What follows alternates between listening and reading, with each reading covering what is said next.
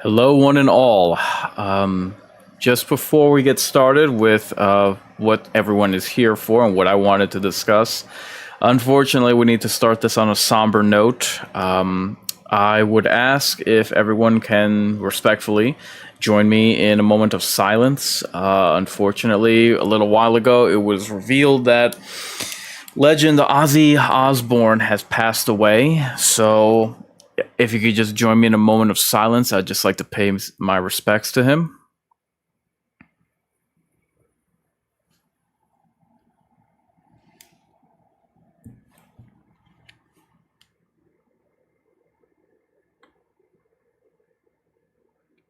Okay. So,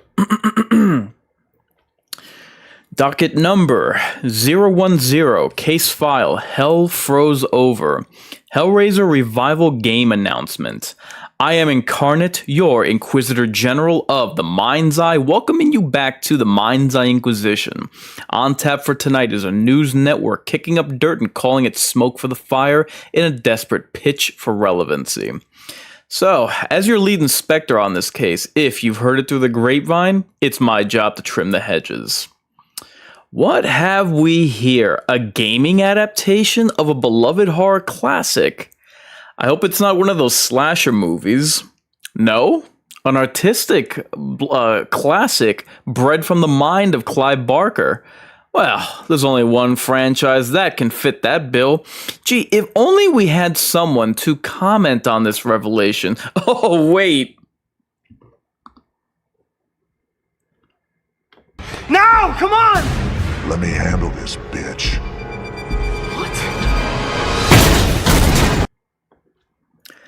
So, I, for one, am completely taken aback by this. And I, for one, am here to talk to you about your soul's expired warranty. Honestly, I had gotten a Google note about this on my phone, a Google notification, and didn't really buy much into it because the link that it brought me to didn't really reveal much. And I said to myself, oh God, it's probably a mobile game or something like that. Before we get into the news, I would like to take a step back and discuss the where. And in this particular situation, the where would be the publisher developer, Saber Interactive. That is where the development of this game is going to be helmed. So I'd like to take a look at their pedigree just to set the stage for everybody. I wanted like some kind of assurance of who it is that was working on this and what we could expect out of them, what pedigree they had. So they've worked on games such as Time Shift, the Ghostbusters Remastered, Armored Warfare. They've done the Nintendo Switch editions of Call of Cthulhu and Vampire, so they have some acumen with horror games. They've done Crisis 1 through 3 Remastered. They've done Tomb Raider 1 through 6 Remastered. They did the recent Evil Dead game, as well as Warhammer 40k Space Marine 2, and the legendary game that everyone has has taken everyone by storm, Shaq Fu Legend Reborn. So you know we're in good hands. They've also worked on the Halo Anniversary as well as the Master Chief Collection. So I just wanted to chime in to that because I thought it was relevant. I thought it was important to mention these contributions that they've made, just so that we know whom it is that we're dealing with this very important franchise that is much beloved by all of us horror fans. Now then, we get to the what.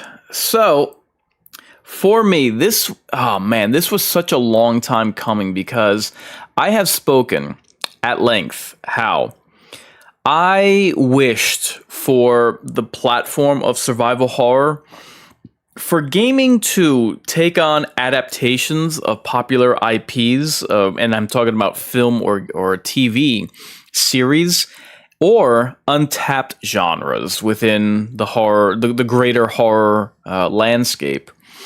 So, I mentioned movie and TV series. So for me, if you ever wanted a revival, if you ever wanted to reinvigorate ailing franchises, to me it was always such a no-brainer to revive them as gaming titles. Arkham Asylum it up. I'm talking Tremors. I'm talking The Howling, Island of Dr. Moreau. I mean, the possibilities are nearly endless.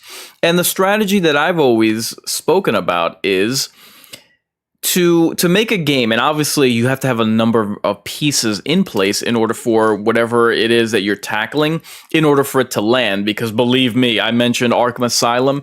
Everyone from back in the day knows for a fact that we had plenty of Batman games that, let's just say,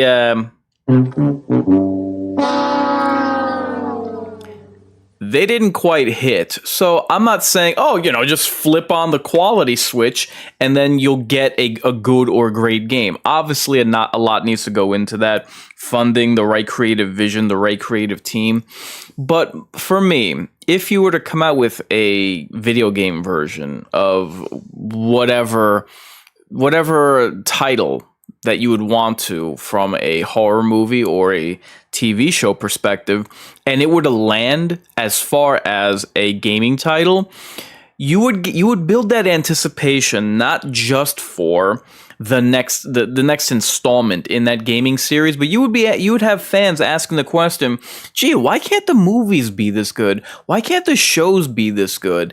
And that would allow for the anticipation to build. Like, I would love if there was an Underworld game. And I mentioned also genres that aren't depicted often in movies. Why not roll the dice with video games that way? And like, for instance, dark fantasy. Oh man, I would love it if horror occupied the Twisted Sister genre of horror in video games. And when I say dark fantasy, I'm not talking about whatever tripe Del Toro pawns off. No. With something like this Hellraiser game, this is what a horror icon looks like, not whatever nonsense that waddling poser is coming out with. I digress. So, now we come to the title that we're all here for. So, speaking of Hellraiser in gaming, shout out to Dead by Daylight for developing the DLC for Pinhead to join the ranks of the many monsters and madmen so that Hellraiser could get some shine on the interactive media. Now, I've never been much of a fan of the licensed monsters for the Dead by Daylight games. I've always much preferred the original stories, but to me, I was happy for the inclusion of, and this was before their recent renaissance of Pyramid Head and the nurses. That way we can get some kind of Silent Hill something. And I was happy for the inclusion of Hellraiser. That way, whatever it took to keep the IP in the limelight was very much appreciated.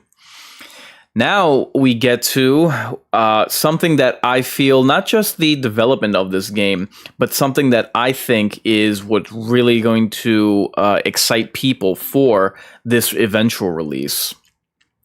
So, this title heralds the return of Doug Bradley to his most iconic role, and my God, has it been a long time coming.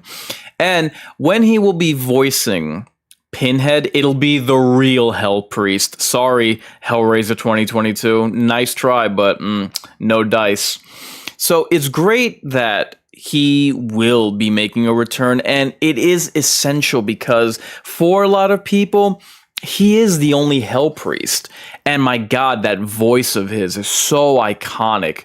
And I get that they dub it over some, but still, just the gravitas to it. He brings so very much to the role, and the unsettlingness of his appearance is only matched by the somberness in his voice, the tonality of it.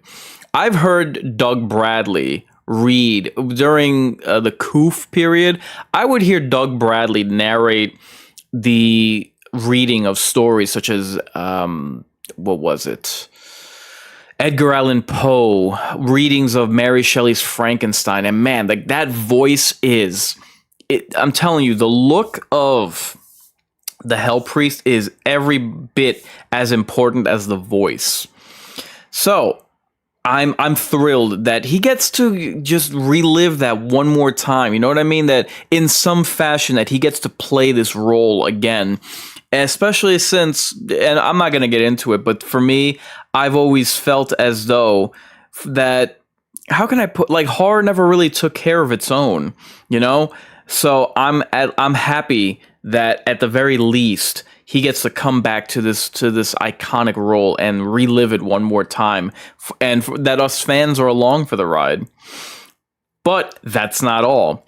The revival here represents a homecoming, not just for the man behind the pins, but for the Lord of the Labyrinth himself. None other than Clive Barker has assisted the developers in crafting the game's unique story and look.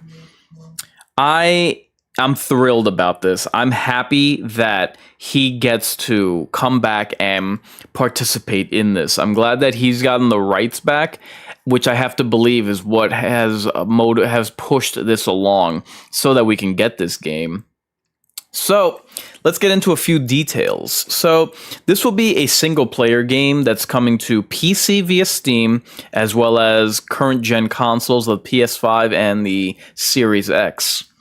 So as far as the synopsis is concerned, players take on the role of Aiden, who must unlock the dark powers of a mysterious puzzle box known as the Genesis configuration in order to help his girlfriend from a hellish abyss.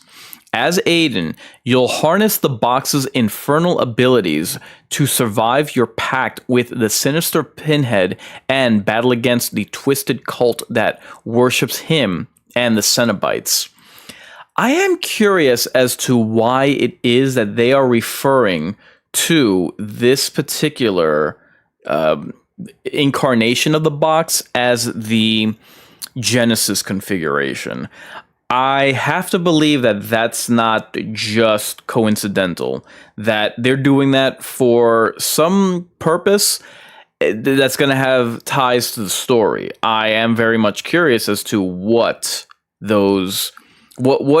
it is that they have going on behind the scenes. Like, what is it that is behind this reference as the what do you call it? As the Genesis configuration.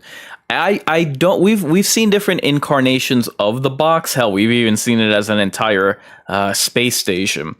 But I am curious as to why. That's one thing that stuck out to me when I was reading about this. The story that we've got.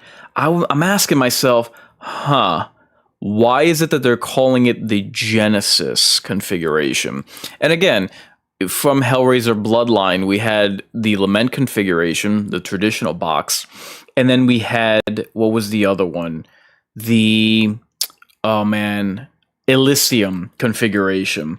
So again, as more details come out, I'm curious as to if they're going to hint about that, the distinction that they have here. And we're going to be getting into the different kinds of boxes that are available for the collector's edition. But it's strange that a lot of people that are discussing this haven't caught on to a different naming convention for the iconic puzzle box. But maybe they're trying to keep it close to the vest. That's just something that we'll have to wait and see. But I'm thrilled about this. I'm so happy for Clive Barker. I'm happy that his stories continue, even if some of them, Candyman, aren't given the kudos that they deserve. They're not given the, what's the word that I'm looking for, the respect that they really need. So let me boot this up. I was having trouble with OBS. Let me see if I can actually play the the trailer for us here. And if I'm able to, I do ask that you're patient with me, just because, unfortunately, copyright being what it is, you can't always play a video just outright. So let me see if I could boot this up. If not, we'll just continue our discussion. And give me a second.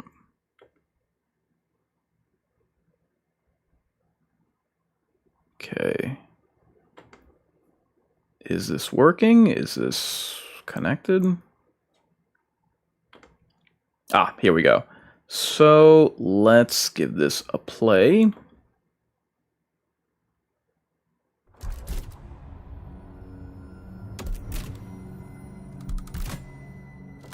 Give me a second. I'm not hearing audio for this.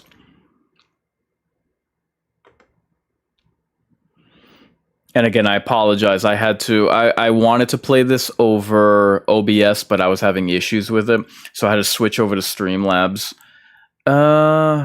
Source settings. Okay. Ah, I think I see the problem. All right, let's try that again.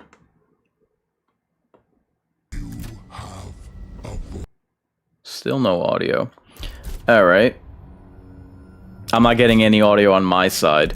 So, looks like we'll have to skip this, which I suppose is fine, just because it becomes very problematic with, what's the word I'm looking for? With copyright. It gets to be annoying and more trouble than it's worth. So, yeah, well, unfortunately, I'm getting video, I'm just not getting audio, at least on my headset, while watching this. So, refresh your browser. Yeah. So I apologize for that, but that doesn't mean that we can't continue.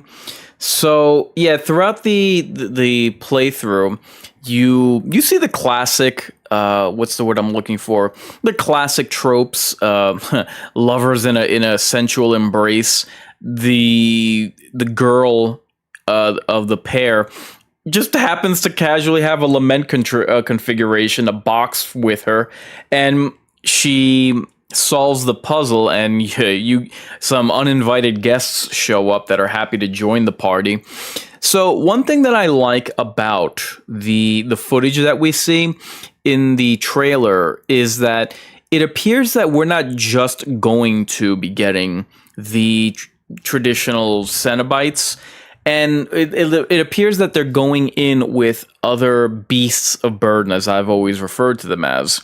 So if you remember, and I don't know why they stopped doing this after the first, was it? I think it was just the first Hellraiser. I don't think that the engineer, the scorpion-tailed creature that chases Kirsty, I don't believe that it makes an appearance in the second film, but I've always found it strange that they don't incorporate more beasts of burden, just more twisted and monstrous creatures that they may not be Cenobites, but they just inhabit the world of the Labyrinth. I always wanted to see more of that. I guess they traded beasts of burden with the idol that they serve in Leviathan in Hellbound, Hellraiser 2. But this being a video game, and you look, as cool as the Cenobites are, in a interactive title, you need variety in your enemy types. So that's what it looks like that we get from the trailer. And again, I do apologize that Streamlabs wasn't able to properly showcase the trailer as well as the audio, but I very much hope that we get more of that, because that's something I've always felt was surprisingly lacking. And here's why for me. I've always considered Hellraiser to be horror myth, where you have your priests, which are the Cenobites. You have your idol, which is Leviathan. But you need, and I'm not saying that they make like, sadomasochistic griffins or things like that, but you need a lore behind it, which is what they've been able to establish, and you need beasts of burden, like any good myth does. The Cthulhu mythos has that, obviously Greek and Egyptian mythology, and that's what I've always considered Hellraiser to be. Not so much a fixation. I've heard a YouTuber within the last 2 years describe it perfectly. Hellraiser is hellish without being hell itself. You know what I mean?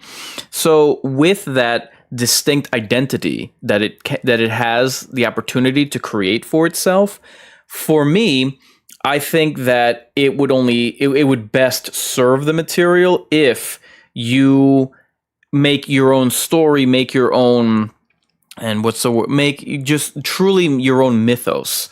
And to me, I've always thought that was where Hellraiser should go. I've always thought that that's Hellraiser at its best, when it's showcasing its own ideas, its own myth, its own monsters, you know what I mean? And monsters outside of the Cenobites. And look, the Cenobites, if you were to include not just Pinhead, but let's say that you wanted a remake of, not a remake, but a retelling of your Hellraiser story, I think it would best be served if you tell your own version of it, and you're able to create like your own version of Pinhead, of the Cenobites. And you obviously keep Pinhead, you might keep Chatterer, but you might give him a new entourage, a new Order of the Gash. Well, you obviously want to create your own types of Cenobites, the face, the mutilations amongst on the body, but also you should be able to add your own types of monsters from the Labyrinth along with it. And I think that would just help to really ground the world and show just how hellish this land of the Labyrinth is. So I very much would like to see that. And again, you need variety in enemy types within video games. That's one of the things that makes this medium of entertainment distinguished from video games or even movies. You can get away with it with, for instance, Alien Isolation, where you have one big bad, the xenomorph itself. But in this type, because you're going to be exploring the Labyrinth, I think it's key that you have that variety that for some reason has been missing, in my opinion, for far too long from the series. So let me think. I think that's pretty much it as far as my thoughts that I had on the trailer. Now, I wanted to also discuss what you get with the game. So there will not just be 3, not 4, not even 5 collector editions, but 2. So let's go into them.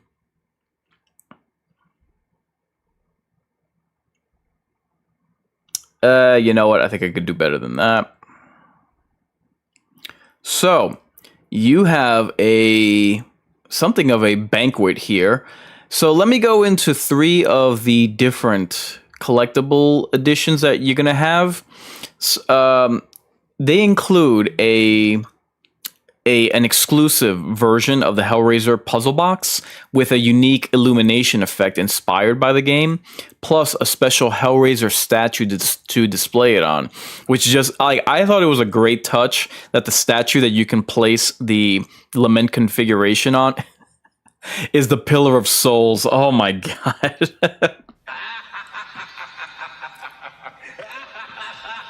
So they have a couple of other licensed collectibles that I'll go through now with each of the different editions that they have available. So apart from the game itself, you have the Genesis edition. That'll run you $130 and includes the deluxe game, the puzzle box with LED features and trading cards. Now the Cenobite edition will be $200. That'll include everything I just mentioned in the Genesis edition, which is the deluxe game, the puzzle box with LED features, the trading card pack, as well as the Polystone statue, a steel book case, the official art book, art print and a poster that's, let's see, it's roughly 2 feet by 3.5 feet. There will also be enamel pins and a collector edition box. Now, the Leviathan edition gets you everything I just mentioned in the Cenobite edition, plus a Clive Barker signed art print for an extra $50. So this edition, just know that the Leviathan edition will be limited to 1,000 copies. Now, you might be saying that this will run you quite a bit just for one game, but hey, pain and pleasure, indivisible. After all, keep in mind, no tears, please. So I think that this is, obviously you don't have to go with all of these like hefty options, but I really think that this is something great. I'm ecstatic that this gets to continue in a medium that has sorely been missing it.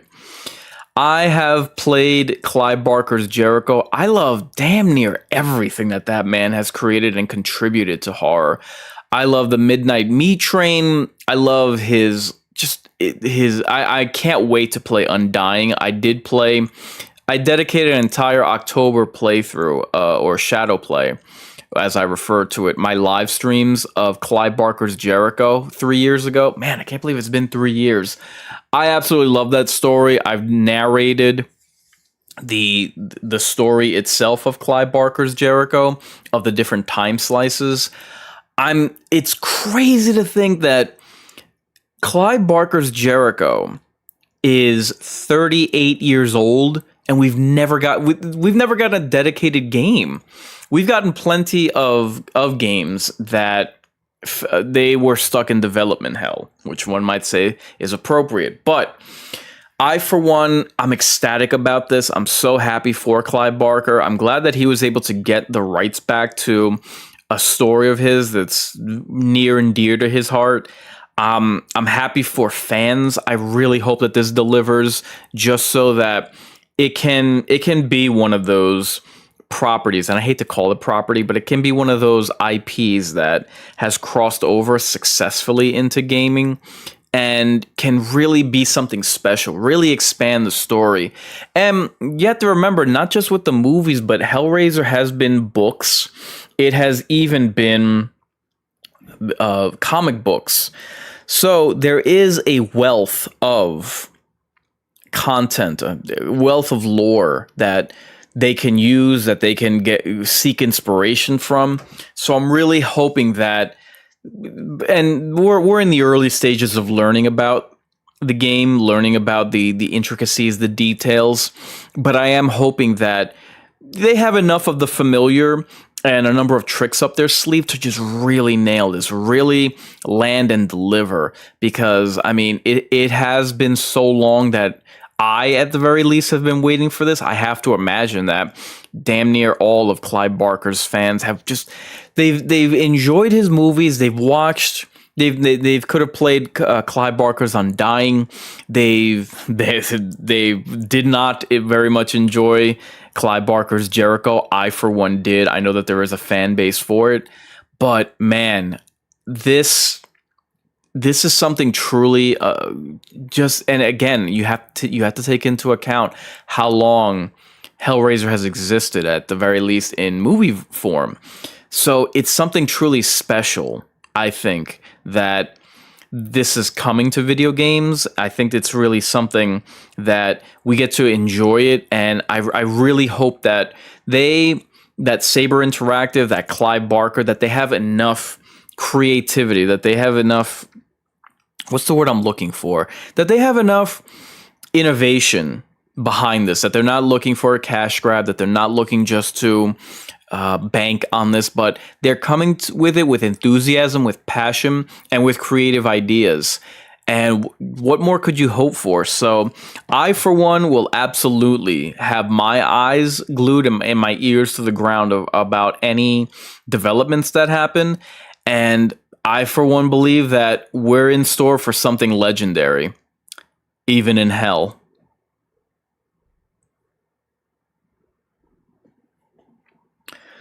So, I'd like to take this opportunity just to discuss a couple of things that are on the scene as far as the Mind's Eye Inquisition and the Greater Mind's Eye.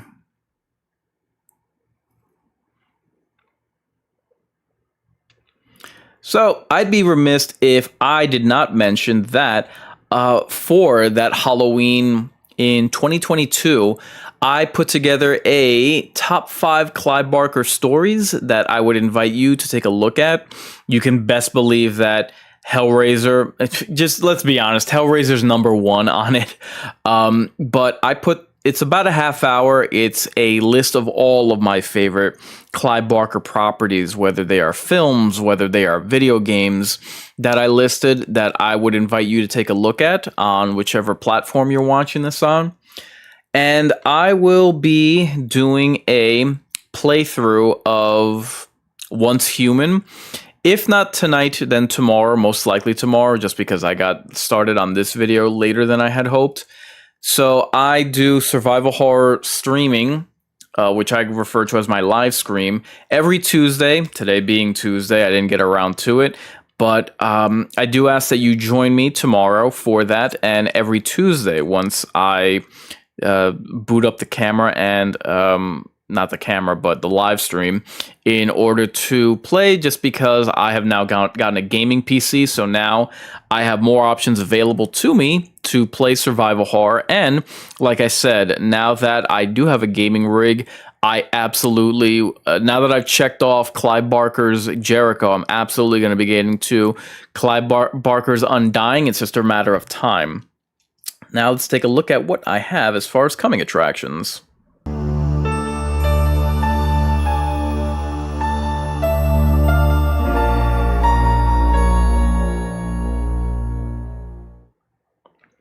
So, like I said, I will be doing not just a single playthrough of Once Human. I am behind schedule and the month is running short. So I'm going to be playing a lot of catch up. So most likely this weekend this week I'll be playing round 2. This weekend I'll get to round 3. And then Tuesday will be round 4. I'll play one more round to close out July and Once Human. So, in addition to that, Friday, I'm going to be doing a watch party of Dexter Resurrection. It will be episode 4. Each episode that I've seen thus far has been solid. Truly, I'm ecstatic that there is a level of quality control with those episodes. That way they're enjoyable and they're not a slog to sit through. So I do invite all of you to join me on that watch party.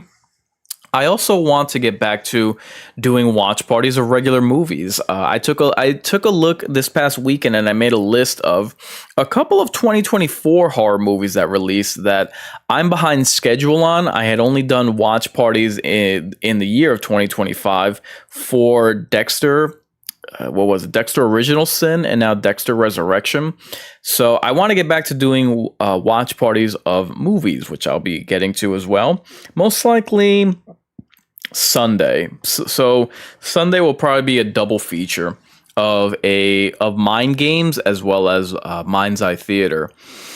And I am working on an episode discussing my grievances with the new Megan movie that botched.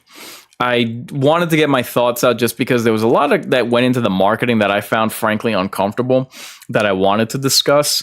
So that's what you can expect out of me in as far as coming attractions for the Mind's Eye Inquisition are concerned. And I think that wraps up this episode.